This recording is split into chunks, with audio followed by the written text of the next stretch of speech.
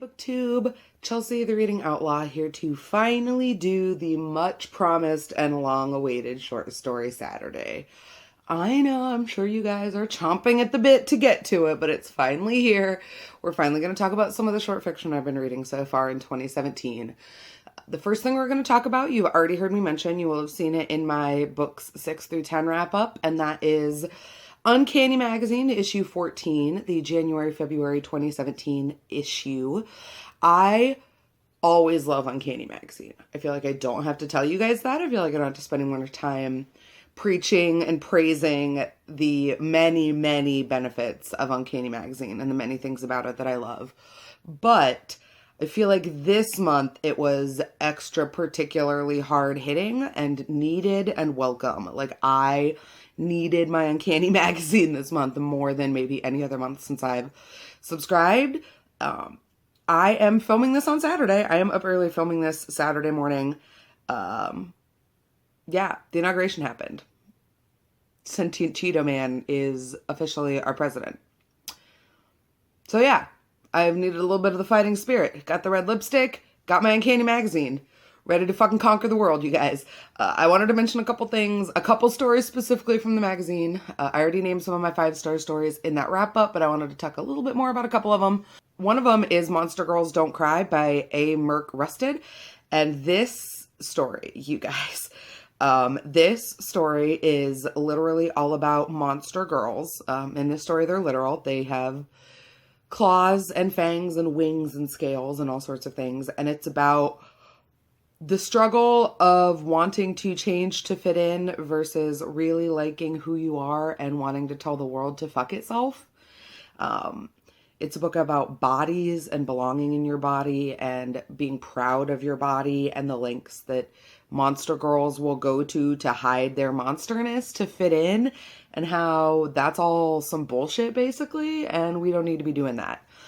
It's told in this really, really beautiful unfolding of the story of two sisters, one of whom has an encounter with a man who wants to change her. She manages to kind of flee him, but he finds her and he finds her sister, and against their will starts to do things to their minds and their bodies to help them and to help them adapt and fit in and all of these things. And of course, it's an allegory for sexual violence and beauty norms and all of the things that every girl has to encounter in some form pretty much on the daily.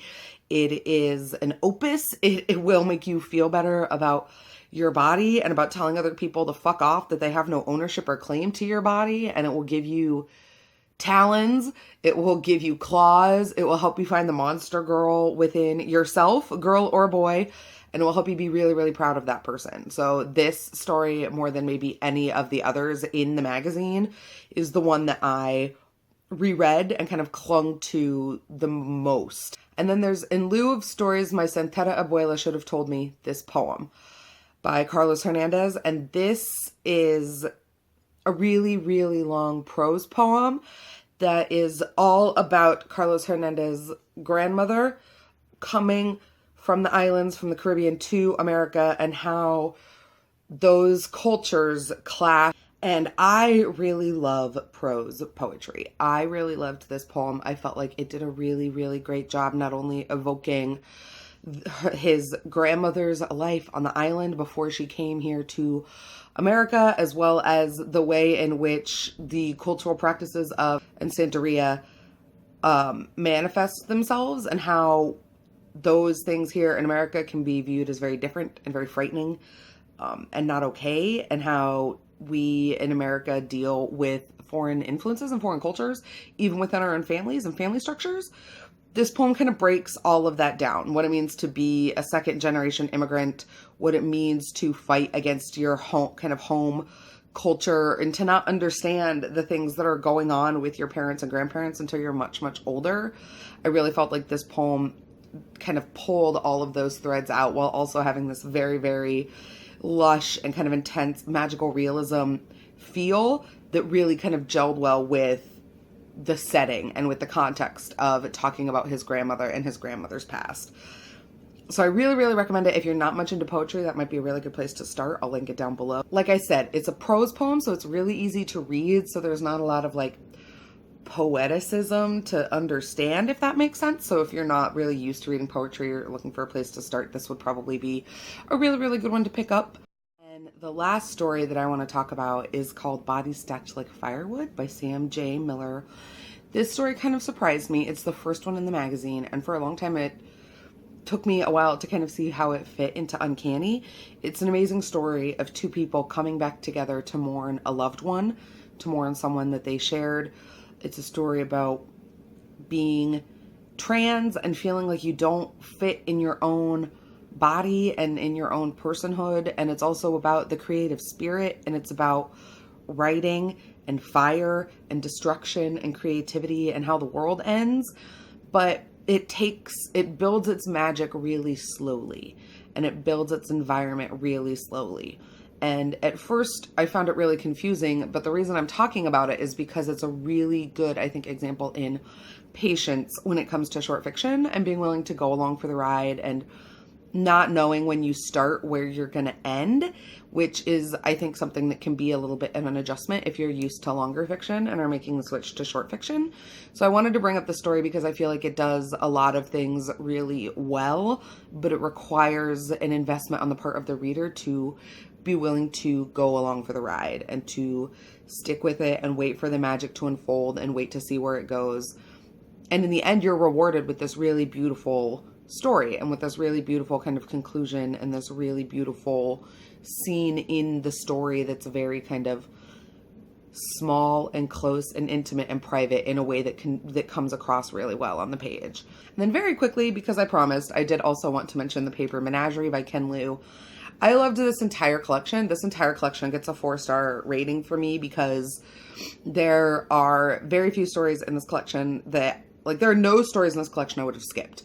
There are a couple stories in this selection that I felt weren't necessarily as strong as some of the other ones, but every story in this collection just did something different and did it so well. Ken Liu I've only read Ken Liu's translation work. I've never read any of his own fiction, but as a collection, Ken Liu is a master at incorporating speculative fiction and Chinese mythology and folklore. It is amazing. I'm thinking about a story in which he combines myths of the nine-tailed fox with robotics and AI and artificial intelligence in this way that, like, I'm still thinking about. It is literally still blowing my mind. There are stories in which he talks about magic and in which he has characters who are capable of bringing paper animals to life via magic, this magical realism nature that's never really explained. The story also tackles very real and very dark issues. There's a story in this book that's essentially about torture and is essentially about how as children we overhear things and pass things on that we don't understand, and because we don't understand them, we initiate these cycles of violence and potential violence that have huge ramifications for lots of people. That story was really, really hard to read because it's very graphic about the way it describes torturing people. And I'm being very, very particular not necessarily to name which story does what, because I feel like going into this collection blind does you a service in reading this collection. I didn't know anything about it. I felt like that was a benefit. The thing I was talking about with Bodies Stacked Like Firewood of being willing to make the investment and stick with it until the payoff is definitely something that will behoove you going into reading this collection. But on the whole, I highly, highly recommend that you pick up the paper Menagerie. It does a really good job striking balance of shorter pieces and longer pieces, and that balance of speculative fiction, sci-fi, future tech with these very, very old and very culturally rooted folk tales from China. So if that's something that sounds good to you, if that's something that sounds like your jam, definitely pick this one up. That's the short story stuff I've been reading lately, you guys. Just so you guys know, I am going on vacation coming up in about a week, so I'm going to try to pre-film to have some stuff for you guys. But if the channel goes a little quiet, never fear, I will be back. I am coming back, but I'm just on vacation. So until next time, let me know down below what you're reading, what you've been reading, if you've read any of these or you have thoughts on short fiction. Hit me up with comments, questions, concerns. So hit the like button, hit the subscribe button. Take care of yourselves, take care of each other. Let's fight the good fight, you guys. Happy reading.